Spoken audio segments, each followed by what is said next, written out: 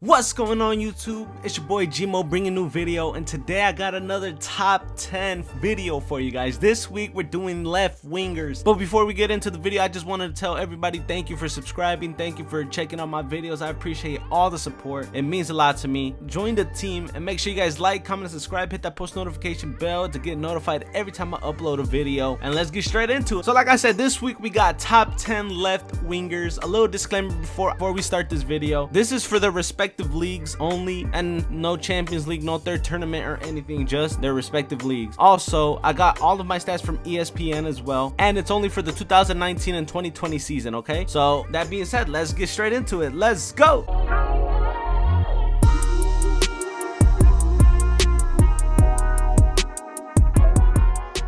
Starting off at number 10, top 10 left wingers in the world, we got Lorenzo Insigne from Napoli. 30 out of 35 games played, 6 goals, 6 assists, 25 fouls against, 9 offsides, 104 shots, and 41 are shots on target. So if you noticed, I have changed some of the stats up just because we're focused on offensive roles. So like yellow cards and red cards are obviously going to be low for most of them. Obviously there might be some instances where there is more yellow cards, but that being said, offsides important for an attacking player, shots and shots on target. But Insigne is tied for the 3rd highest games played, 2nd highest shots on target. Napoli needs him. The only thing that messes him up is that he's short, which, you know, obviously with big defenders they can just body him easily, but he's fast and he's tricky to deal with. Of course, one of the best in the Serie A. So starting off this top 10 list with Insigne, let's go.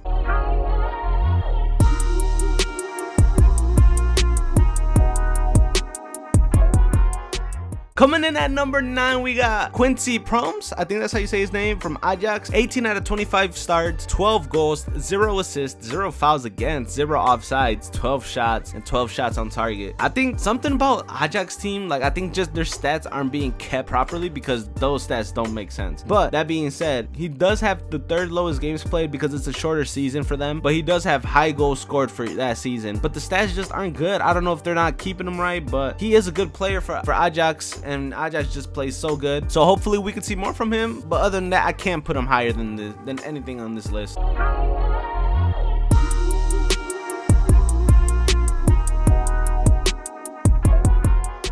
Coming in at number 8, we got HeungMin from Tottenham Hotspurs. 27 out of 36 games played, 11 goals, 10 assists, 25 fouls against, 17 offsides, 80 shots, and 38 shots on target. Son is a great player. He does have low goals, but his assists are high. At 10 assists, that's crazy. He does have high shots on target as well at 38, one of the best within this list. And everyone believes he's a clean player, you know, and he's one of the most loved players in the Prem for sure. His stats just aren't crazy for me to put him higher, but Spurs have turned the season around now, because they were like mid-table, but now they're like top 6, I believe. So they've turned it around, and HeungMin contributes to that heavily. But that being said, number 8, HeungMin.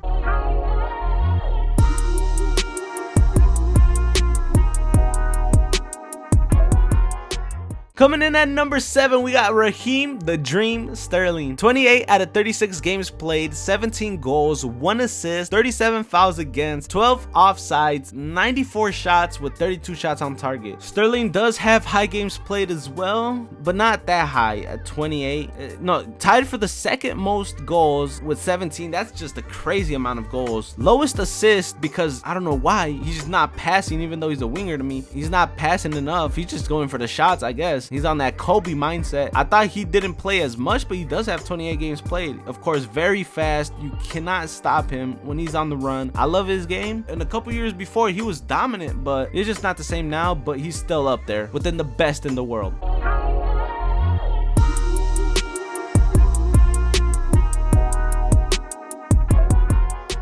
Coming in at number 6, we got Marcus Rashford from Manchester United FC. 29 out of 36 games played, 17 goals, 7 assists, 42 fouls against, 12 offsides, 92 shots, and 42 shots on target. Now, he does have high games played, same as pretty much all of them are around this area. He's tied for the 2nd most goals with Raheem Sterling. 7 assists, which is the 2nd most assists within the top 10. Highest shots on target for the top 10. And Manchester United is starting to turn up. they're starting to do well. I think they're number 3 currently. They just need a win and a tie, but hopefully he can play more and prove why he should be higher on this list. I think he's doing great, and he just needs to continue his great work here, and he has a bright future ahead of himself. So number 6 for Marcus Rashford.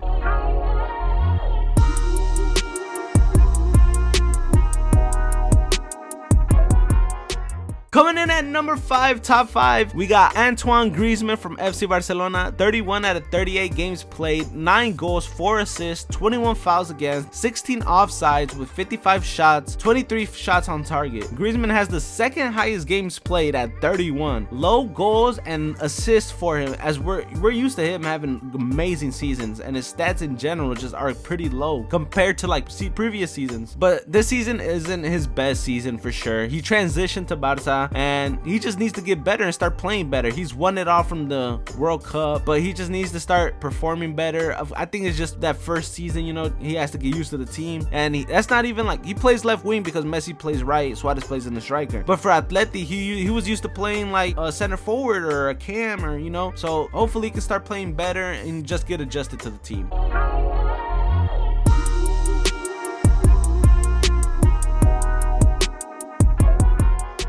Coming in at number 4, we got PierreEmerick Auba from Arsenal. 33 out of 36 games played, 20 goals, 2 assists, 19 fouls against, 20 offsides, 89 shots with 39 shots on target. Auba has the highest games played at 36, most goals with 20 within the top 10, lowest fouls against him too, and the second highest shots on target. He's very fast, so much pace for this guy, and he's the best player in Arsenal in my opinion. They just need to win more. That's why I cannot put him higher. His stats are crazy and it backs him up, but they need to win. And it's bad for him because of his team. He can't go any higher than this. But that being said, number 4 for Auba, amazing player. Now it's time for some honorable mentions.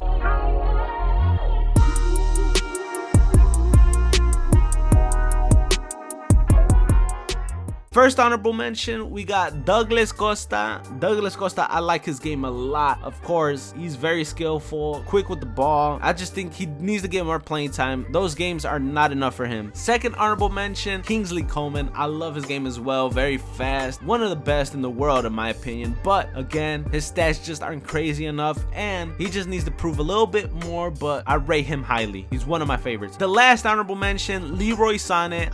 Man, I wish I could put him in the list. Obviously, he hasn't played because of his injuries. He's a little bit injury prone, but if he were to get some minutes, I know his stats would be crazy, and he'd probably be in the top 5 or top 7 at least for sure. He transferred over to Bayern Munich, so hopefully we can see more from him.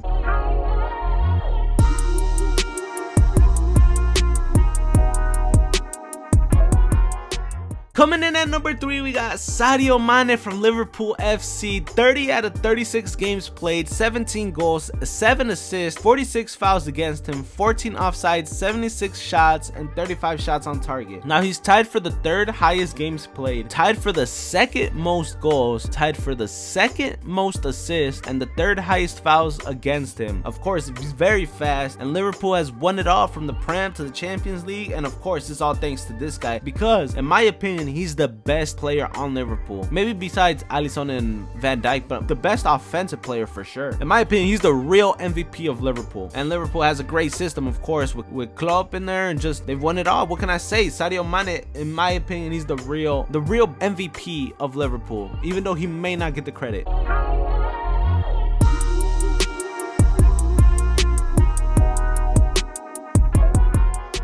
Coming in at number 2, we got Eden Hazard from Real Madrid. Of course, 14 out of 38 games played, 1 goal, 3 assists, 50 fouls against him, 2 offsides, 19 shots on target, 19 shots with 13 shots on target. Now, the lowest games played within the top 10. He's not that crazy of a stats at all, but he does have the 2nd highest fouls against him, which is weird. Overall, great player. The transfer kind of slowed him down from his momentum in Chelsea because he got injured, which is why his stats are so low. But I know what he can do when he's on the field and he's in shape and in form. He just needs to get settled in. It's the first year and he'll bounce back, trust me, and he's gonna prove why he deserves to be number 2. But from what I know of him, he has to be number 2. If I had a team, I would want him on my team, so he has to be number 2.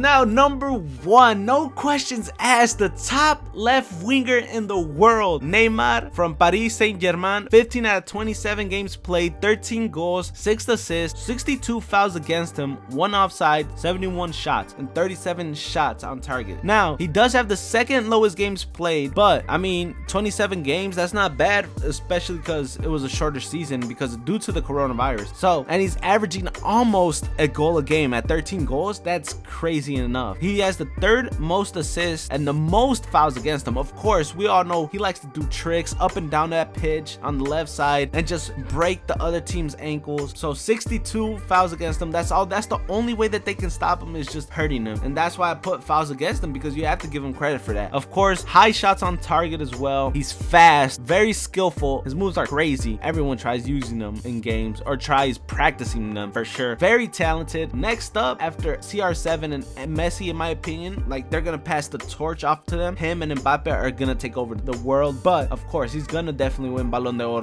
eventually. Some might say he's a flopper, but nah, man, I mean, you know, everyone in this sport flops. Everyone's gonna do it. Even if you say no one does it, they're gonna do it. But that being said, he is my favorite player right now, but I'm being unbiased. He is the best left winger in the world. No matter what you say, if you had the option to go with any of these guys, I don't care who you are, you're picking Neymar. I know that for a fact. So he's the top number 1 left winger in the world. But that being said, man, I appreciate every single one of you that's clicked on this video. Thank you for all the support and all the subscriptions. You see that red button down below? Go and click that red button. Thank you so much. It means a lot to me. So like, comment, and subscribe, hit that post notification bell, and I'll be back with another video, another top 10 list for you. But until then, go and check out all my other videos. And it's your boy Gmo. I'm out. Oi!